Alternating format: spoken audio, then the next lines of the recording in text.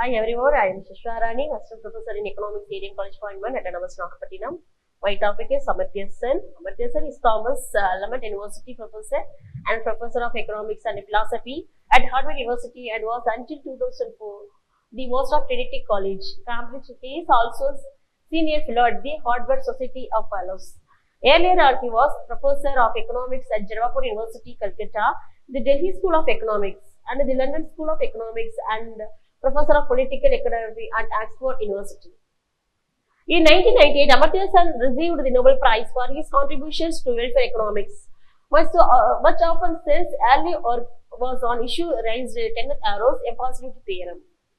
Arrow had shown much more generally than contact had is in 1785 that majority rules often lead to interest. A majority may prefer A to B and B to C, but it does not follow, as it does for an individual, that the majority prefers A to, or the majority prefers to C to A. That there is with result of atomic system specified certain conditions that eliminate instantiates. He did later work on his own that resulted in a 1970 book that added Arrow's initial insights. One major theme was his about the Nobel Committee cited this work awarding the prize. The standard measure of poverty in a society, the proportion of people who are below a poverty line, leaves out on important the degree of poverty among the poor. He came with a more complicated index to measure not only poverty but also its degree. Sun studied famines in various parts of the world and pointed out that this sometimes occurred when there was some declined food output. Some famines occurred when the real income of specific groups fell so that these groups would not longer afford to buy food. In such cases, most economists would advocate giving money to such people so that they could buy food and make their own trade-offs between food and other things. Along with Gauden's Jean Dresden, though no strong believer in economic freedom, defended the standard economist view and argued against price controls on food because such control would reduce the amount of food produced. Then Stern also wrote articles in 1990 and 1992 in which he argued there were 100 million fewer females in China, India and other Asian countries than there should have been. He assumed reasonably that this was because of discrimination against women by men and by governments. Many wondered if the Chinese government's one-child policy, which encouraged abortion when the expectant mother thought she was having a girl, might be one of the behind this missing women phenomenon. More recent research, though, has found that above half of the female undercount can be explained without resort to female mortality. It turns out that women who are carriers of hepatitis B tend to have more boys than girls, and that the incidence of hepatitis B is high in these Asian countries. Sen was born in India. He completed his early academic education there and earned his doctorate from Cambridge in 1959. He was a professor at the University of Delhi from 1963 to 1971, at the London School of Economics from 1971 to 1977, All Souls College in Oxford from 1977 to 1988, and the Harvard University from 1989 to 1997. He is no Master of Trinity College at Cambridge University. To provide an overview of Amartyasen, his book, The Idea of Justice and its Significance, the recurring traditional notions of justice, to explain Sen's argument for a broader understanding of justice that goes beyond mere distributions and fairness, emphasizing capabilities, freedoms, and the functioning on institutions. To explore the concept of the capabilities approach and its implications for evaluating individuals' opportunities and freedoms in a just society. To analyze Sen's critique of conventional theories of justice such as and Rosling's principles and highlight the limitations of these approaches. To discuss the role of institutions in achieving justice, justice, and how the proper functionings impact individuals' capabilities and freedoms. To examine the implications of sense ideas for policymakers, activities, and stakeholders in their effort to create a more equitable and just society. To inspire critical thinking and reflections on the foundations of justice, encouraging readers to reconsider and expand their own understanding of justice, to contribute to ongoing discussion on justice by shedding light on sense, alternative framework, and its potential for addressing contemporary social, economic, and political challenges. These objectives aim to provide a comprehensive the idea of justice and highlight their broader implications for society. The concept of justice has long been a subject of philosophical inquiry with scholars and thinkers offering various theories to explain its nature and application in society. One such influential figure is Amartyasen, the renowned economist and philosopher whose book, The Ideas of Justice, challenges traditional notions of justice and offer a compelling alternative framework. Published in 2009, this groundbreaking work has sparked profound debates and inspired new perspective on creating a just and equitable world. Amartya Sen argues that justice should not be confined to mere distributions and fairness, as many traditional theories suggest. Instead, he proposes a more expansive understanding of justice that encompasses multiple dimensions, including capabilities, freedoms, and the functions of institutions by broadening the scope. Since aim to capture the complex realities of humans' lives and address the significant variations in individuals' opportunities and well-being. Central to sense approach is the concept of the capabilities approach, which emphasizes evaluating individuals' abilities and freedoms to live the life they value. Beyond focusing solely in of income of resources distributions, this approach encompasses factors such as education, healthcare, political participations, and the social well-being. By prioritizing the enhancement of people's capabilities and expanding their opportunities, Sense advocates for a society that goes beyond material well-being and instead the holistic development of individuals. The ideas of justice also critique to traditional theories, including and John Rawls' theory of justice. Sense contends that these theories fail to adequately address the complexities of human lives and the functions of societies. The exclusive focus on aggregate happiness overlooks the potential violations of individual rights. Sense emphasizes the crucial role of institutions in achieving justice. Merely relying on abstract principles is insufficient. It is imperative to critically assess how institutions operate in practice.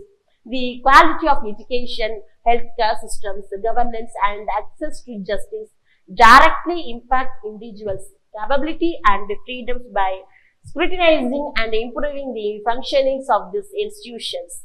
Amartya Sen, born November 3, 1933, the Sanikachan Indian economist who was awarded the 1990 Nobel Prize in Economic Sciences for his contributions to welfare, economics and social choice theory for his interest in the problems of society poorest members.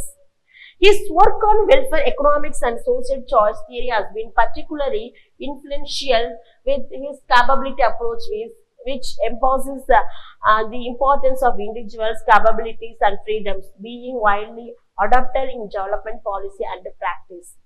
Evaluate economic policies in terms of their effect on the well-being of their community. Sen, who devoted his career to such issue, was called the concerns of his professions. His influential monograph collective Choice and Social Welfare 1970, which addressed problems such as individual rights, majority rule, and the availability of information about individual conditions, inspired researchers to turn their attention to issue of basic welfare. Sen devised methods of measuring poverty that yielded useful information for improving economic conditions for the poor. For instance, his theoretical work on inequality provided an explanations for why there are fewer women than men in some poor countries, in spite of the fact that more women than men are born and infant mortality is higher among males. Since claimed that this skewed ratio results from the better health treatment and childhood opportunity offered to by in those countries. Since interested in famine stemmed from personal experience as a 9-year-old boy, he witnessed the Bengal families of 1943 in which 3 million people perished. This staggering loss of life was unnecessary, since later concluded he believed that there was an adequate food supply in India at the time, but that its distribution was hindered because of particular groups of people. In his book Poverty and Famine, an essay on entitlement deprivations, 1981, Sen reveals that in many cases of famine, food supplies were not significantly reduced. Instead, a number of social and economic factors, such as declining wages, unemployment, rising food prices, and poor food distribution system led to starvation among certain groups in society. Government and international organizations handling food crises were influenced by Sen's work. His views encouraged policymakers to pay attention not only to alleviating immediate suffering but also to finding ways to replace the lost income of the poor, as for example through public works projects and to maintain stable prices for food. Theory of capabilities. This quality of life is analyzed in terms of the central concept of functioning and capability. Sen argues that the correct approach to assessing how well people are doing is their ability to live a life that we have reasons to value, not the wealth of resources. Amartyasen received the Nobel Prize in Economic Sciences in 1998 for his contributions to welfare economics, restoring an ethical dimension to economics. He was professor of economics at LSE from 1971 to 1977 and he continued to teach part-time at the school from 1978 to 1982. Why did Amartyasen got Nobel Prize? Amartyasen, born November 3, 1933, certificate in Indian economics, who was awarded 98 Nobel Prize in Economic Sciences for his contributions to welfare economics and social choice theory and for his interest in the problems of society poorest members. Amartya defined poverty as capability deprivations. He also refers to it as unfreedom, which means hindering people's chances to improve their stations in life. There are two main benefits to viewing poverty in this way, and in consider the importance of freedom, which since is all people value. The economist is also the recipient of India's highest civilian honor, the Bharat Ratna or the Jewel of India. He was awarded the Nobel Prize in 1998 for his contributions towards understanding the underlying causes of famine. Professor Sen has written or edited more than 30 books on economics and philosophy. As shown by one of its most famous theoreticians, Amartyasen, dimension of poverty not only include income, consumption poverty, but also the deprivations of capabilities linked to health, education, mortality, and illiteracy and participations in the activities of the society. What are the 5 theories of poverty? The study reviewed literature on the theories of poverty. The theories reviewed included theory of individual deficiencies, theory of cultural beliefs, theory of economic, political and social distinctions, theory of geographical disparities, and theory of cumulative and cyclical dependencies. What are the view of Amartyasen of human development? That is, according to him, human development may be regarded as a blend of the both development, economics and welfare economics.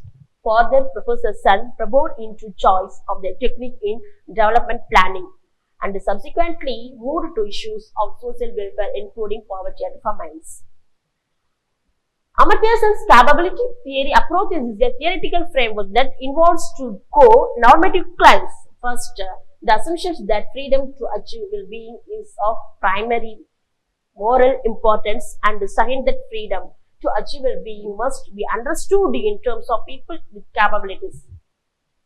The capabilities approach has been influential but self-distances himself from it, claiming that capabilities can never be equity. Instead, he advocates comparing gradations of the injustice, rejecting the search for a single idea that began with Plato and his. Despite this sense, core emphasis on human rationality is both capability based and anchored in his earlier social society theory. Sen's philosophical work is deeply inspired by his disagreement with the late Harvard professor John Rawls, another National Humanities Medal winner, a central figure in late 20th century political philosophy, and a dear friend to whom Sen dedicated his latest book. The idea of justice, the static more than any other, can be said to unify Sen's work on justice. Sen's early work focused on economics, but the social sciences and the humanities are not discontinuous for him. I don't really find the divisions between the subject contrary to human understandings, he says. Sen's was born to academic family in India. His early education and career were impressive. He was named professor and department head of economics at Jaipur University in Calcutta when he was not even 23 before he completed his doctorate. He is now the Thomas Lambton University professor and professor of economics and philosophy at Harvard University. He has written to editor more than 30 stand-alone volumes. Challenging the foundation of every subject he engages, he is always concerned with the making lives better, whether it is by advocating for the 100 million missing women in the world of finding a more honest metric to measure equity and welfare, yet he admits, I have taken very little risk in my life, and speaks about activities who have taken enormous risk. Sen's capability approach. The capability approach is defined by its choice of focus upon the moral significance of individuals' capability of achieving the kind life they have reasons to value. This distinguishes it from more established approaches to ethical variation, such as of reservisms with focus exclusive of subjective well-being or the availability of means to the good life. Respectively, a person's capability to live a good life is defined in terms of the set of valuable being and doing, like being in good health of having loving relationship with others to which they have real access. The development of Sen's capability approach. Sen's background. Amartyasen had an extensive background in development economics, social choice theory, for which received the 1998 Nobel Prize in Economics and Philosophy before developing the capability approach during the 1980s.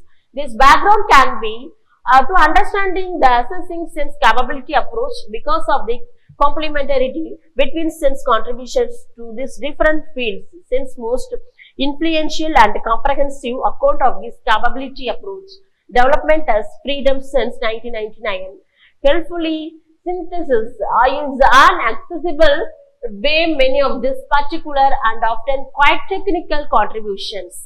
Background can be pertinent to understanding and assessing Sen's capability approach because of the complementarity between Sen's contributions to these different fields. Sen's most influential and comprehensive account of his capability approach development as Freedom since 1999 helpfully synthesis in an accessible where many of these particular and often quite technical contributions.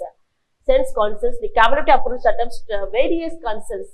That is contemporary approach, the evaluations will be namely first one is individual can different greatly in their abilities to convert the same resources into valuable functionings, being and doing. For example, those with physical disabilities may need specific goods to achieve mobility, and pregnant women have specific nutritional requirement to achieve good health. Therefore, evaluation that focuses only on means without considering what particular people can do with them is insufficient. Sense critique of utilizations and resourcisms. An important sense of argument for the capability approach related to his critique alternative philosophical and economic account. In particular, it argues that whatever their particular strength, none of them provide on analysis of well-being that is suitable as a general concept. They are all focused on the wrong particular things, whether utility, liberty, commodity or primary goods, and they are too narrowly focused. They exclude too many important aspects from evaluation. Since criticism of economic and genres, primary goods are particularly important in the evaluation of his account and its receptions. Economics as branch explicitly concerned with ethical analysis. Welfare economics sends systematic criticism of the form of behind welfare economics identifies and rejects each three pillars: act on welfareisms and some ranking. Welfareism is the view that goodness should be assessed only in terms of subjective utility. Sense argues that welfareism exhibits both valuation and neglect and physical conditions. Neglect first, although welfareism is essentially concerned with how people feel about their lives. It is only concerned with the psychological state, not with people's reflective valuations. Second, because it concerns only with the feeling, it neglects information about physical health. Resourcism is defined by its neutrality of about what constitutes the good life. It therefore assesses how well people are doing in terms of their possessions of the general purpose resource necessary for the constructions of any particular good life. Structure of sense capability approach, a functioning and capability.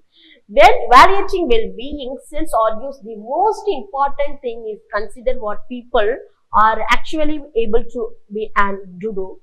The commodities or well people have or their mental reactions, utility or an inappropriate focus because they provide only limited or indirect information about how well life is going. Sense illustrate his point with an example of a standard bicycle. Evaluations. What capability do people have to live a good life?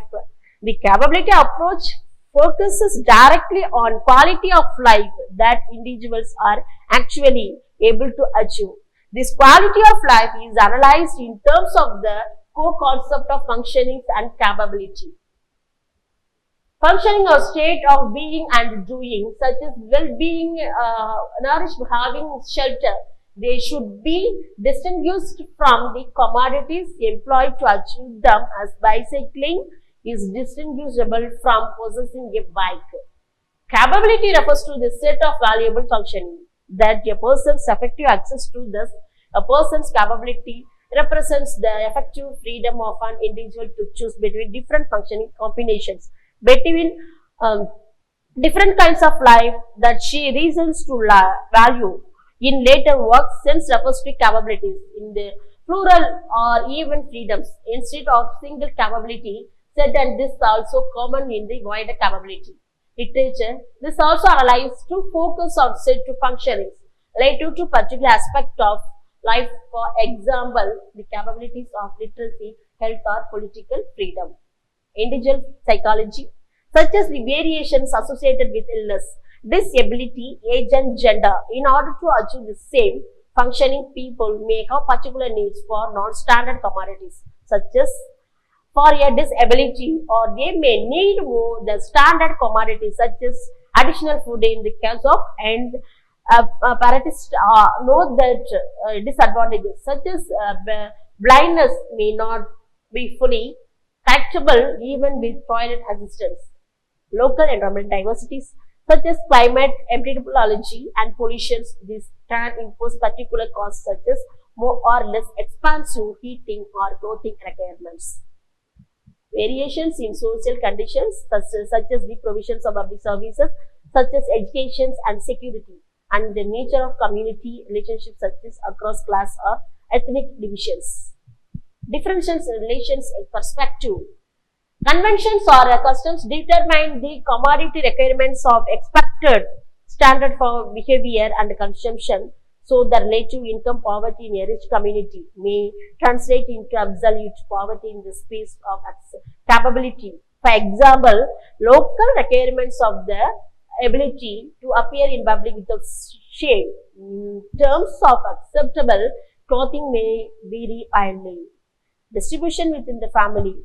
Distributional roles within a family determining, for example, the allocation of food and health care between children and adults, males and females.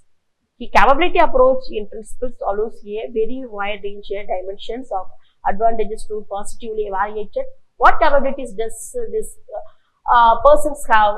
This allows an open diagnostic approach to what is going well or badly in people's lives that can be used to reveal unexpected shortfalls and success in different dimensions. Evaluating capability is a second order exercise concerned with mapping this set of valuable functioning people have real access to, since it takes the value of functioning as given. Its conclusions will reflect the valuation stage.